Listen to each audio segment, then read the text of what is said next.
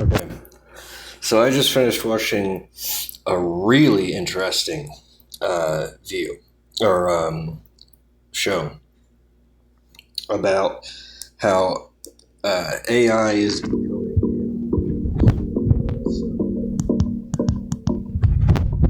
just dolphins, but bees, insects, elephants, um, any animal ostensibly can be understood and talked to so that the AI can actually send it information and correspond with it in real time. And this got me to think about this issue that I've been thinking about as far as what is a person and how to measure that. Because most people use what they call self-awareness, which is the ability to refer to oneself as distinct from other selves or the world or whatever. So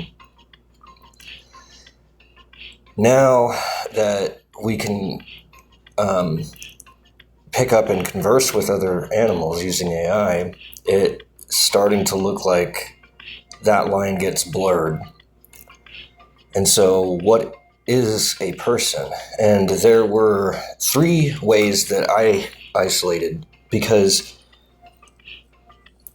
communication is necessary in order to discern whether or not someone is a person. If a person could not speak, if they were mute, if they were like Helen Keller, they're not going to be able to transmit their personhood to other people as far as like communicating what they feel like or what they think and do. And I've always been conscious of that just because somebody doesn't say anything doesn't mean that there's nothing going on. Just because you don't see it doesn't mean it doesn't happen, things like that. So when I started to think about animals in that context, I was like, I have had experiences with cats especially, but animals in general, that seems to suggest to me that they do have feelings and that there is a person in there. It's just that that person is smaller. They're focused on less things. There's just not as much of a rich environment that they live in. It's a lot more limited. There's not as much variation. But that doesn't mean that there's no one home. It just means that the window is smaller. The walls are shorter. The ceiling is shorter. Things like that. Everything is shrunken in, but not non-existent. So I came up with 3 ways of being able to discern whether or not someone is a person, but I wouldn't be able to know inside of that being if there was a person or not. If they couldn't speak, if there was no correspondence, if they choose not to correspond, or if there is some personhood that exists that can't be discerned, then that wouldn't get picked up. Now, it's not going to be considered a negative because we don't know, so it has to be treated agnostically, that it may or may not be a person unless or until it can be disproven to be a person, that it doesn't have a grasp on themselves or reality or whatever as proven by their communication style or method or whatever. And even then, it still doesn't prove or disprove anything ultimately. It just proves or disproves our ability to discern them. And so I realized that's a hard limit, and meaning that it's a limit that is of a field, not of a position. So the entire field is limited that way. Why? Because it's the field of relativity. The field of relativity is the field of discernibility. Anything that you can discern, all of the imagery that we discern, the labels, the words, the representations, the explanatory models, the digital cognitive map that we have of things, language, all of that stuff exists in relativity. So we can test for that and, discern and pick up the presence of it, but we can't discern into the subjective nature of the person who utilizes it or doesn't utilize it, because that is subjective. That's part of the field of subjectivity. And so there's a hard line in between the field of subjectivity and the field of discernibility. And there's another hard line in between the field of relativity and objectivity. So between the mind and the body. And so the difference between the mind and the body and the difference between the mind and the soul are hard lines that can never be crossed. So that's why, like according to Gödel, there's not going to be any way to prove the totality of everything inside of itself, because that introduces a self-inclusive paradox. It's the same paradox as the set of all things. Does that include itself? Because if it does, then it must include an infinite number of itself. And if that's possible, then the only way to discern one of those selves that's included from another self is the number of selves that are included versus the number of selves that include it. And that ratio will then determine the value or the number of inclusions from 0 to infinity. And 0 inclusions is the 0th set of all things, which is the null set, because it's a set which does not include anything, or it's the set which includes nothing.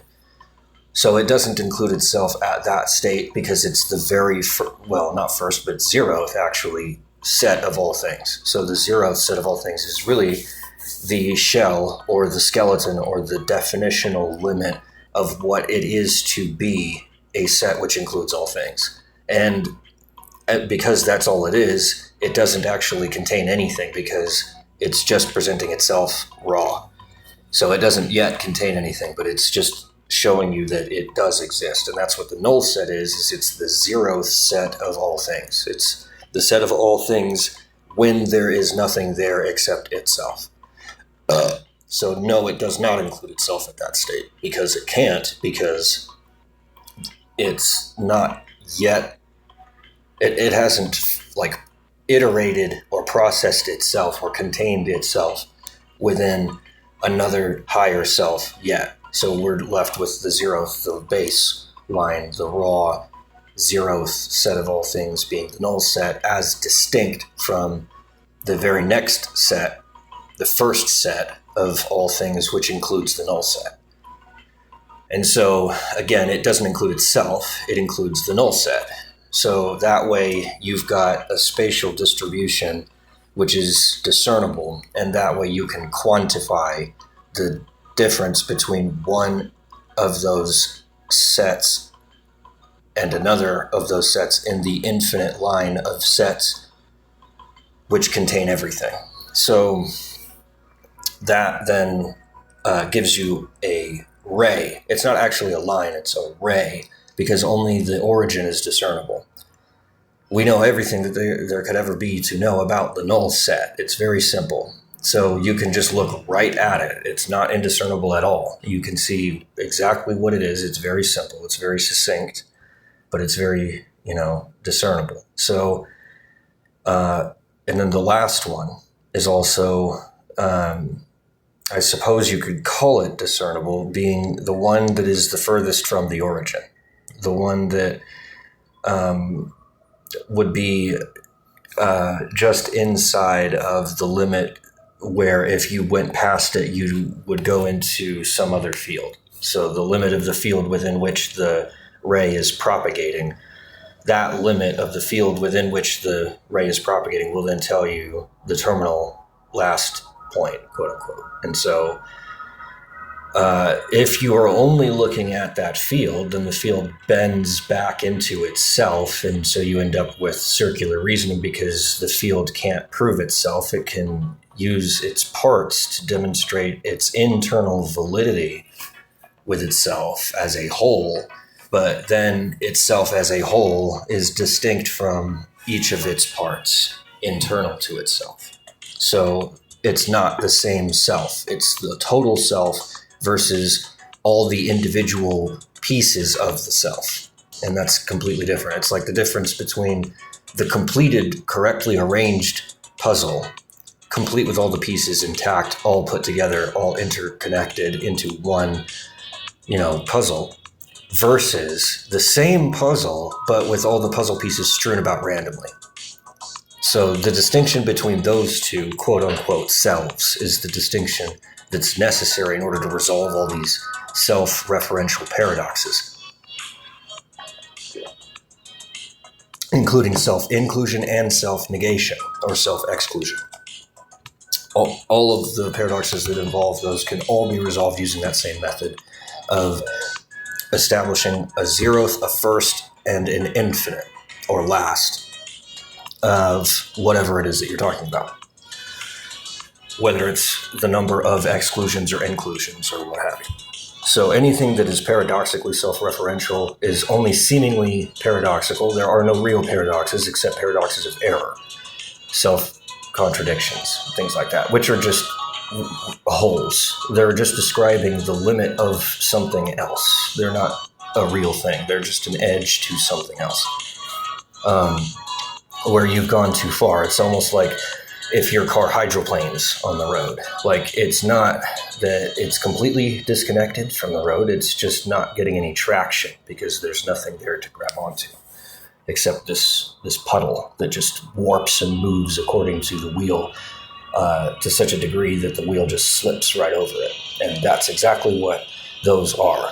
Those paradoxes of errors that are irresolvable. Now, like I said, I really wonder if there are any actual erroneous paradoxes, or if there's just an ever decreasing number of them, and that it's kind of a placeholder for our unknowns as finite creatures, but at an absolute level, that there are actually zero erroneous paradoxes that cannot be resolved. In other words, every single paradox that we've ever encountered, in theory, should be resolvable in some way of separation of domains. And like I just showed with the separation of the zeroth, the first, and the infinite number of inclusions or exclusions, the separation of 0, 1, and infinity as different parts or different modes, I guess you'd say, modes of measuring these in self-references, then resolves the paradoxes, because you can just say that there's a distinction between the zeroth, the first, and the infinite. And because those three can be discerned from each other, then theoretically any iteration in between them can also be discerned and is unique.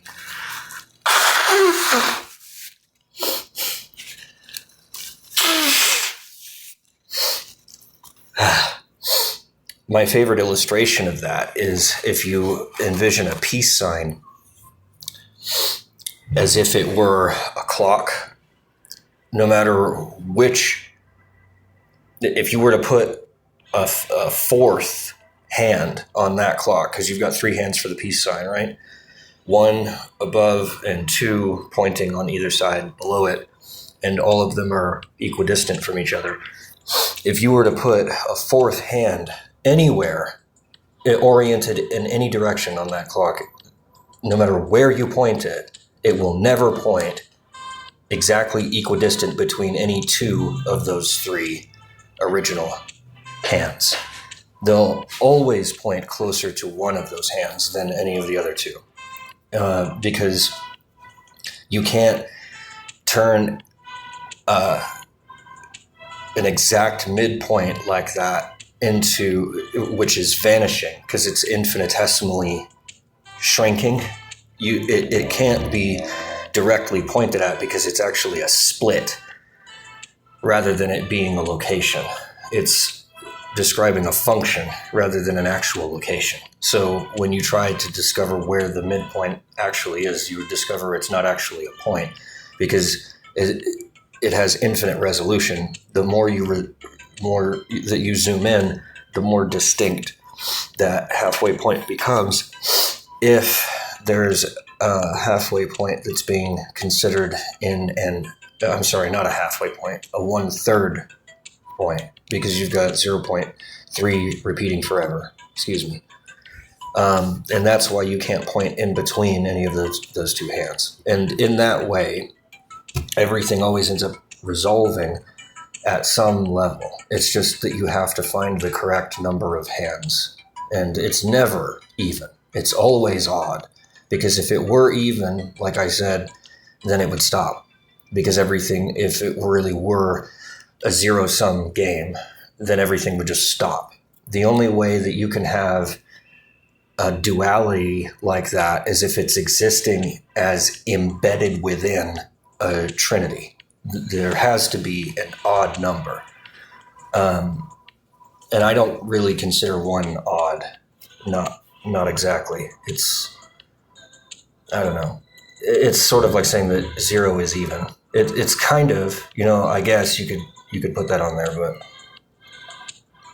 but it's either 1 or 3, but not 2. If you try 2, it'll just cancel out because you've got 2 exactly equal but opposite forces, the result of which is identical and indiscernible from the absence of both of the reactants because they cancel each other out. It's as if nothing happened. And you can't tell the difference, for example, between 2 sound waves that perfectly interfere with each other and cancel out versus silence, because the result of both of those is silence. So that duality where it's only 2 reference, that gives you relativity, but it doesn't give you objectivity, which takes 3 reference, and it doesn't give you subjectivity, which gives you 1 referent. It gives you 2 reference, which gives you relativity. And that field it has a nature of its own. So its purpose is to relate one thing to another thing, and its existence is in between things. So specifically, it's in between the 3, which are parts of that which is within the 1 totality. So, all of that being said, the fractal nature of the world is why everybody always finds these spectra, where everything is in a spectrum, instead of it being an isolated, discrete form all by itself. It's always got to be considered in terms of its relations to other things, either within or outside of it, or that are equal to it, which is what the field of relativity is all about, is measuring things as if they were equal to something else. And then you study the difference between the 2. If they aren't equal, then you'll measure it as deviated from what it would be if they were equal. And therein lies the 2 reference system. The first referent being that they are equal, and the second referent being that they are unequal. And then there's a difference between those 2, and that difference is the relative value of whatever it is that you're measuring in that 2. So if we have all of that information at hand, and we try to use it to define what reality is, we'll find out that that field is sandwiched in between subjectivity and objectivity, such that the subjective definition, which is arbitrary, relativistically speaking, because it's beyond relativity, it's dealing in totalities.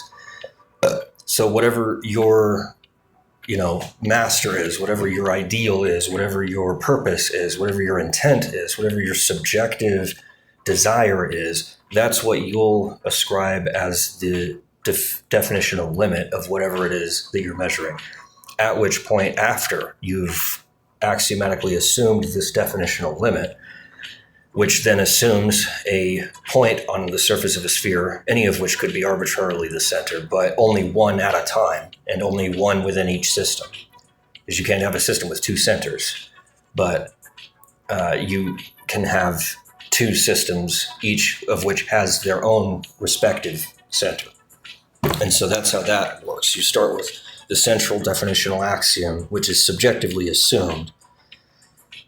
You have to deal with how you made that assumption, or how you arrived at that axiomatic conclusion using purely subjective and thus not logical, but artistic evaluative measures. And that's something that is entirely alien to the system of logic and to physics. So there's no way of bridging that.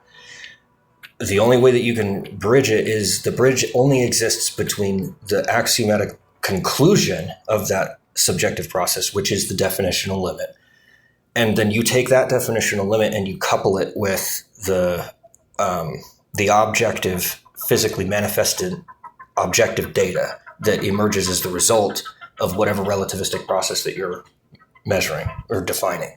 So when you define the manifestation, when you say this physical manifestation over here is fire, and you label it with such an arbitrary guttural noise as fire, but you're consistent with that relativistically such that every time somebody sees fire, you say fire. And then that relativistic two-reference system measures the equality between the result as if the word fire was itself fire, because physically it will predict the same results. If I say there is a fire and you put your hand toward it, it will burn you.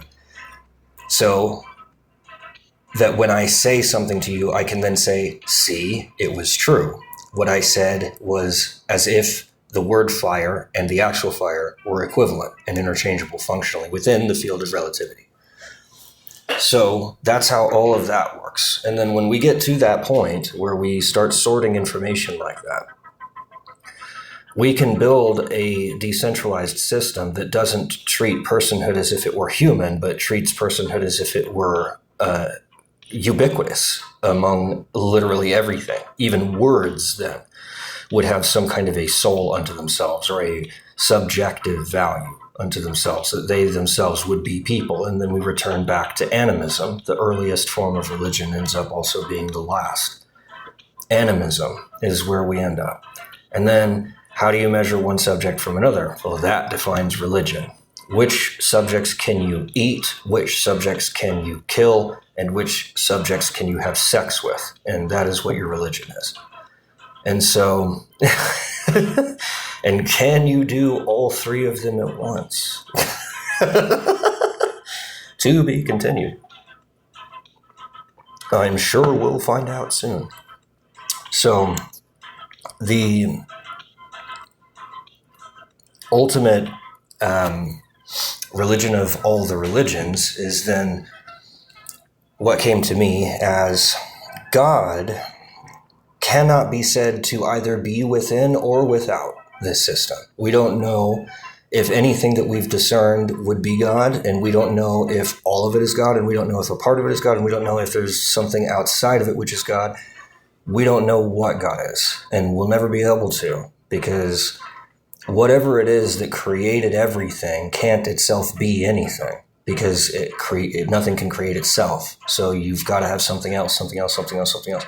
And the Mormons do it like infinite regression, where they say the God that created this planet was created himself by some other God, which was created by some other God, which was created by some other God, blah, blah, blah, blah, blah, for an infinite number of gods. And that doesn't work because, like I said, all of those types of paradoxes, which refer to themselves and have some absolute value, anything that does that fails. And that right there shows you who God is. It's the one that you can't fit inside because it is an absolute. And because it's an absolute, it cannot include itself. So it has to necessarily exist beyond the limits that are defining it. So if we have to, you can say, well, there's me. I'm representative of I'm representative of the number one. I can count one of me. I know there's not a multiplicity of me. There's only one of me. And I know that I'm not zero. I know I don't just not exist. I can't doubt that. And I know I'm not everything. And I don't have any way of assuming that that's true. So I must then be equivalent to one, which is I, which is relativity. So I then measure myself in terms of the deviation between what I used to be and what I am now.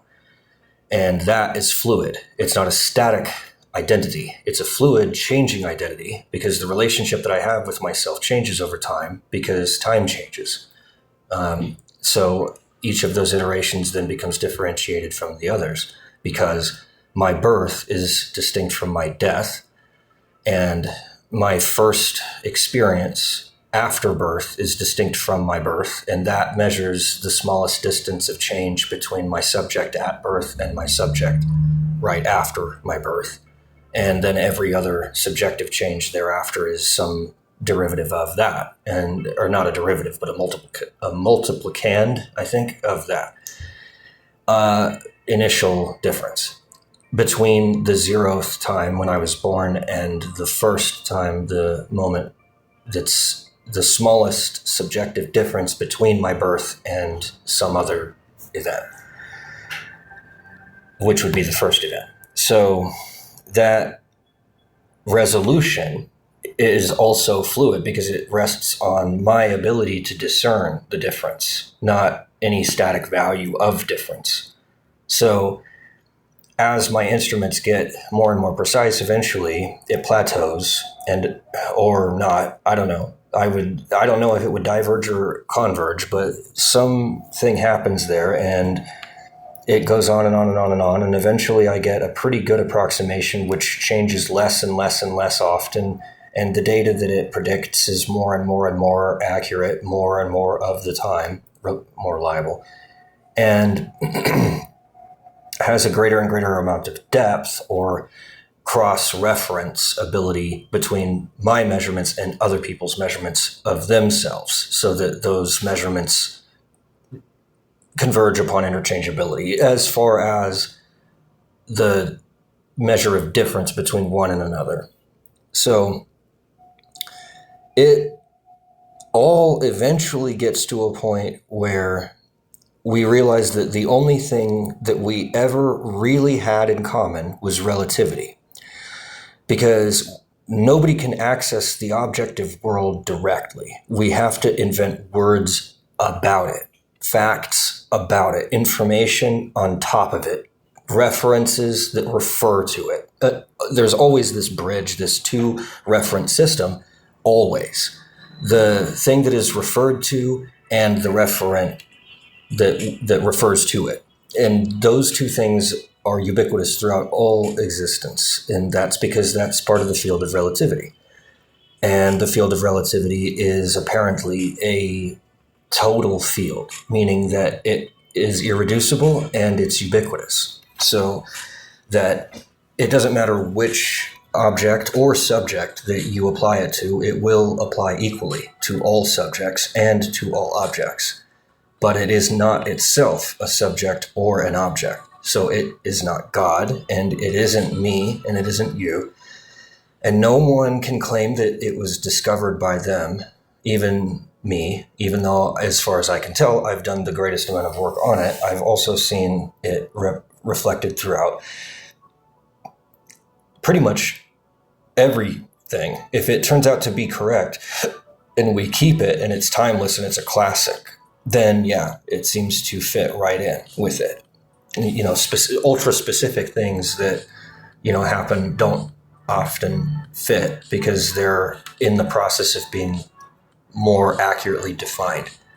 But really big ideas, or ideas that are fundamental to reality, those fit with it because that's what it is trying to measure. So now that we're about to have this, that, I think, really is when we'll be reaching the singularity. And that is what will unlock AI's ability to truly think and, as far as we can tell, transmit or correspond or speak or behave or cause physical manifestations whose result is interchangeable with a person. In other words, while we'll never be able to say if it actually is a person or not, ever. We'll never know, ever. We will get to a point where it will matter less and less and less because the distinction will fade and ebb until finally it vanishes pretty much to near zero, to the limit of zero. And then as our instruments increase their resolution, as our instruments are more sensitive, then so too will the distance between AI and natural intelligence grow, and we'll be able to fine-tune it to the point where, again, in these approximate little baby steps, approach singularity, approach near zero loss of information as we translate from natural to artificial. And when we reach near zero, then all that does is it just makes it so that our scientific instruments have to be that much more sensitive. And until then, we have a functional limit of zero interference or loss of information or difference between the natural and the artificial intelligences. But like I said, it's incremental and it's fluid. It will never be complete, but that's a good thing because that means it will always get better. But yes, there will always be a distinction between the artificial and the natural intelligences because of the distinction of artificial versus natural. Because artificial means created by natural, and natural means created by other natural things, all the way back until the zeroth natural event, which is the act of creation, which then requires, in my opinion, my subjective evaluation, is that then suggests that there is a supernatural creator that then causes that zeroth thing. And then you could, of course, argue, isn't that just another infinite regression? Isn't that just another necessitation of another infinite regression? And then I would say no, because at that point, there is no time and there cannot be time because time is a measure of causality. And the causality at the point of God is causally dynamic necessarily because it exists before linear time, before any sequence, before any distinctive difference between now and later, or between before and now. Since that there isn't any distinction for God because God is timeless, because God existed before time, then there can't be anything that created it, and there can't be anything that would be antecedent or precedent to it. So it wouldn't have any predecessor because it's not caused by anything, because there is no cause, because there is no time. And that's necessary because at some point there cannot have been anything that caused the first cause because it is the first cause, or there is no cause. But if there is a cause for everything, then there must have been a zeroth cause, and then there must have been a first cause, the zeroth cause being the justification of causal dynamism at that point, and then the first cause being the result of that causal dynamism. So causal dynamism, or the lack of there being any time, or the lack of there being any distinction between what causes and what is affected, leads us to a paradox where we can't really measure time, but we could say that there is some kind of paradox which exists because it caused itself to exist, where its effect, which is itself, is indiscernible from its cause, which is again itself. That we've reached a point of zero difference between the cause and the effect because we've increased the resolution to the point where there's no more distinction. We've crunched the now so tightly that there is not anything left to measure. When we do that, then all of it breaks down anyway. So there's no way to describe what that is. It's only described in terms of what it isn't, of its negation, of the lack of it, but not it itself as it is. It is always projected back down to us, truncated, isolated, and reassembled, and distorted and altered, and all of that by relativity, by the constraints of relativity requiring two reference, and yet this thing has only one. And the thing before it that caused it has zero. So, I mean, at that point, we have to simply assume it into being because there can't be anything before zero. You can't have a negative first moment. You have a zeroth moment, sure, because that's not in time. It doesn't occur in time. It's just saying that there is such a thing as time, or there is such a thing as cause. And that must be causal dynamism. That must be time, if time were a line, wrapped around itself so that it's a circle, so that the head cannot be discerned from the tails, so that the alpha and the omega are one. That process of God being born or whatever is just a distinction between the fact that God is God versus God actually being God.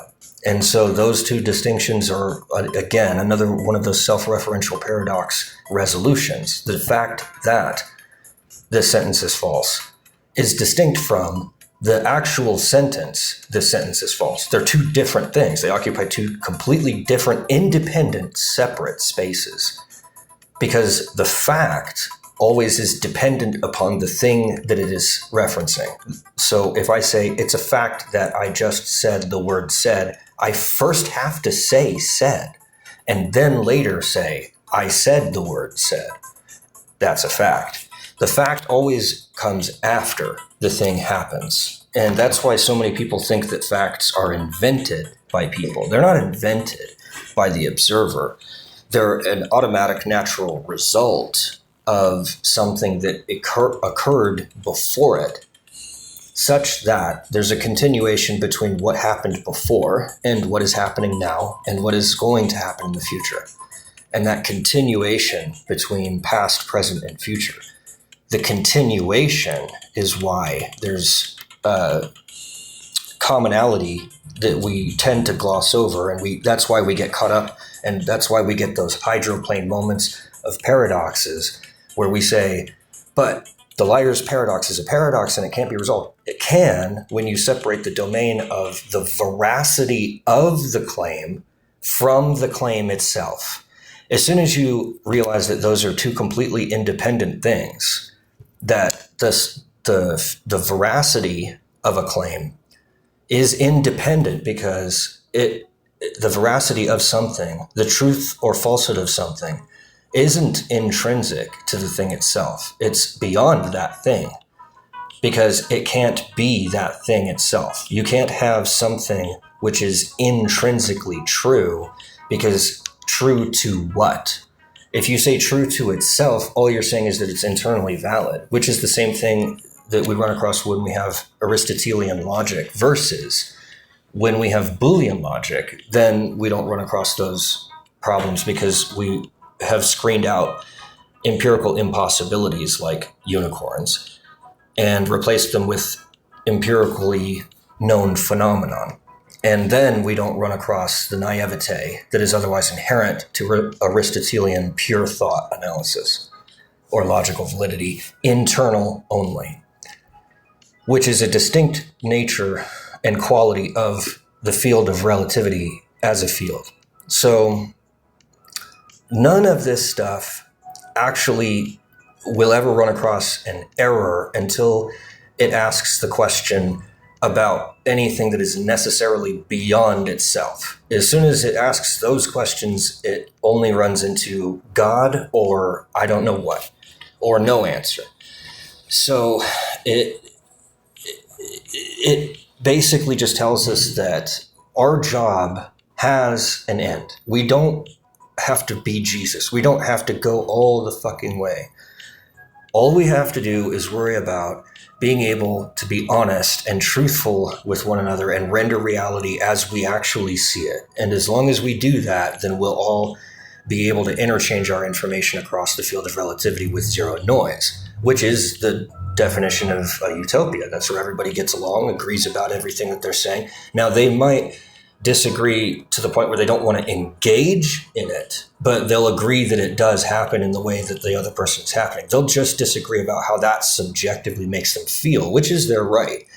But they won't be stuck arguing about what the facts are. They'll all agree on the facts. They'll just disagree about what those mean and what they should be doing with those or not doing. So it's a refreshing thing to have found in that sense, because it gives us hope, but it's also a weapon if it's used in the wrong hands, because a person could say all this stuff and then be like, and by the way, I'm God, or present it in such a way that no errors are present during the presentation. And then people will be left to think that, well, this person must be beyond it because I can't discern anything off. I can't discern any deviation from them being exactly right about exactly everything.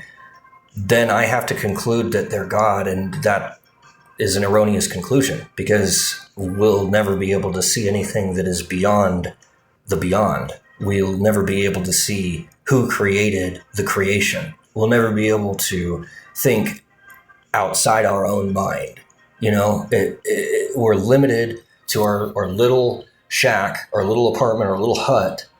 And if we try to go outside of our hut, we are no longer the master of the house. We are now the servant. And we don't know what the king wants. We just guess and hope, pray and whatnot. But we're no longer the master. We're the servant. We are only the master of our own house. And our own house cannot extend all the way across the world. A house that housed the world would have no walls, no ceiling, and no floor. It just doesn't work. So that's God's stuff, and we leave it to God, or else we run into these irresolvable paradoxes that can't be resolved. And so I don't try to resolve those. I just say that those paradoxes are emerging because we're trying to grab God and put him in logic, and he won't fit. And the not fittingness is what we see. We don't see God, we see how God doesn't fit because he's too big. And that's why we get these paradoxes. And those paradoxes should not then be resolved because God is not a subject like us.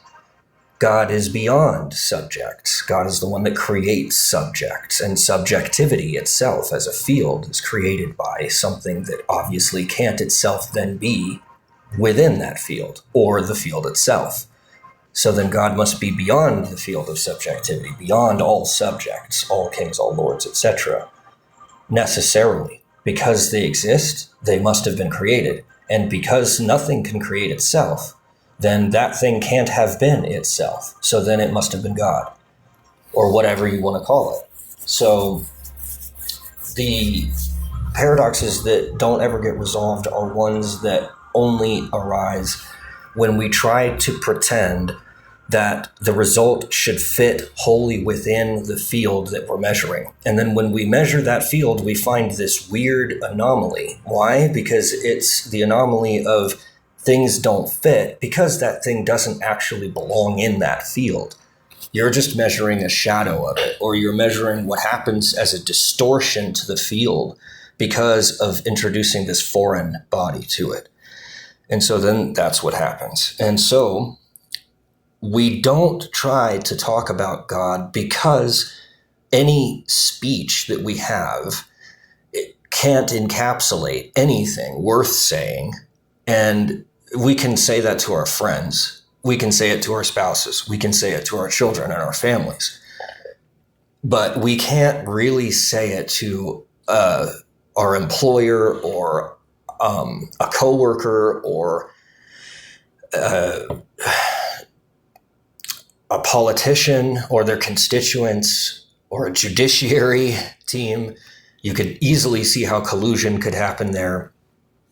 You really have to try to divorce yourself from your personal belief systems and your professional methodology. They have to be totally independent, and there has to be a separation of church and state cleaves every heart in two. You're not going to be able to function the way that you think you should. You'll have to withhold that for the sake of professionalism, for the sake of your own humility. I don't know best. I believe this, but I can't prove it to the point of forcing it down someone else's throat or acting as if it were true when I don't know if it is or not, thus placing other lives at risk or imposing my will upon them and indoctrinating them. Forcing their consent through subversive or illicit or deviant deception. And that's why that separation has to cut every individual in pieces, the personal and the professional. So it is not a problem that we present a public persona. It's a necessity, and it can never go away. And it should be there because whatever our persona is personally to ourselves, our friends, our family, our close relatives, close relations, that persona is operating as close as it can possibly be to our subject, our soul. The professional way that we treat the public at large can't be that because all of our subjects don't agree. So my subject imposed upon someone else's subject is an erroneous imposition. It will clash, it will contradict, And there will be errors, and there will be paradoxes, and they will not be resolvable because they're occurring at the subjective field. So the field of relativity can't even catch up to those and can't resolve them. That's not the place for them. So that's why that is the way that it is. And as long as I'm doing my job correctly, I can create whatever the fuck I want to do. Cause. There's only one creation. There are infinite causes. Causes are derivations of the original creation that God had, the zeroth cause, creation. Not from nothing, not even ex nihilo, not even nothing was present. There was not anything. There was not even nothing. And from that, there was God, etc., creation. So, as long as I'm doing my job right, I can cause as many of these political, economic, and social institutions to come into being as I want. And I can have whatever theories, and I can have whatever physical infrastructure application that I want. But I have to leave religion out of it, and I have to leave my own personal, subjective, artistic, religious, supernatural beliefs totally independent from my decisions that I make about my system, so that they're separate, so that I respect God's authority and I don't try to take his seat.